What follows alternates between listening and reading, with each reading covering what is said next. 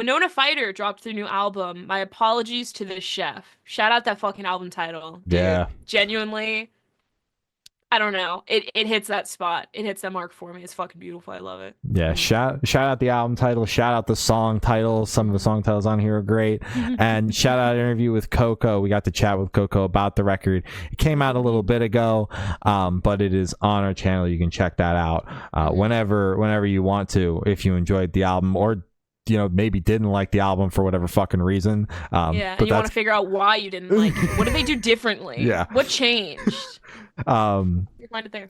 But I think that the album is incredibly solid. I've actually had "Are You Famous" and "Attention" stuck in my head all day. Like, I keep alternating between those two songs in my head. They have the strongest choruses for me on the entire album, and that's no offense to this record. I just really dig the middle portion of this album a lot. I think that it's like really the strongest portion of the record.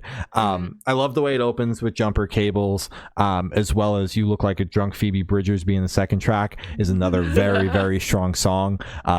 Picks up right where Jumper Cables left off. "Don't Wallow" being the end, the last song, I think is fitting with the track title, as well as a fitting closer to the album. "Swear to God That I'm Fine" is another fantastic punch in your face. But I think, a song like that, and then a song like "Are You Famous," or even "Jumper Cables," kind of shows the dichotomy where there are more punk focused tracks, as well as, poppier punk and pop punk cuts off the album. Isn't that wild? That should be a thing. Dude, I think we just made a new genre. Did I just make the song of the summer? Holy shit. Really shows the two sides of the band. And I love both sides. I think that the album does a great job of showcasing both. It flows very well. So many fantastic songs on this album. I can see why this band has been getting so much hype and praise, because it kind of just like, one day, all of a sudden, my entire timeline was Winona Fighter when they announced they signed to Rise, and I was like, "This band is fucking dope." But where the hell did they come from? What? Typically, like, I'll see I'll know the band's about to get signed because people are like talking about it. I don't know where people were talking about this band. Totally missed that. We missed this one. Yeah, we missed it. But I'm glad I fucking found it as soon as Rise posted that they had signed the band, because I was like, "God damn, this band is fucking incredible." Had been patiently waiting for the album all of 2024, and now it's 2025. It's finally here, and I couldn't be more stoked. It's fucking solid.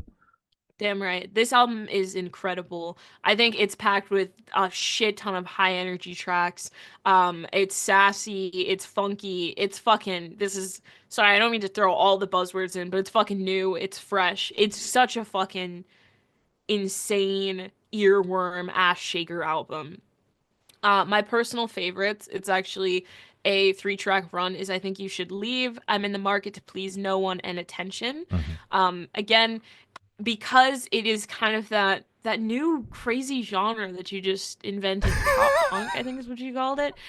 Because it has those pop punk elements and just punk elements, it is very high energy. Both of those genres are based and known for their kind of like fuck you, type of vibe. And I think that album encapsulates that perfectly.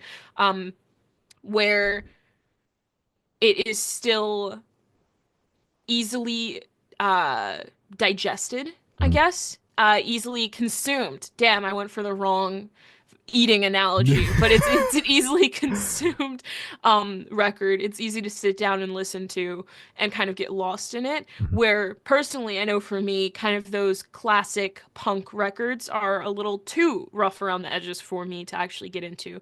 Where this one I feel like is just rough enough around the edge to still be classified as a punk leaning record, but still clean for me to listen to, and easily accessible. I think this is a great fucking record. I think it's awesome. Yeah. Wholeheartedly agree. Hell yeah. They're going on tour. They're doing a bunch of headlining shows for most of the year, some festivals strewn about, and a couple of support dates with Simple Plan, which is nothing to scoff at. So they're definitely probably coming near you, because I know they're coming near me. They're probably not coming near Glory. She's the one exception. But yeah, it's like actually everyone goes, "Oh, where's she? Virginia." Don't worry, it wasn't even on our radar. Actually, I forgot that was a place. but check the dates. I might honestly catch them when they roll through Philly, because I'm really excited about this record.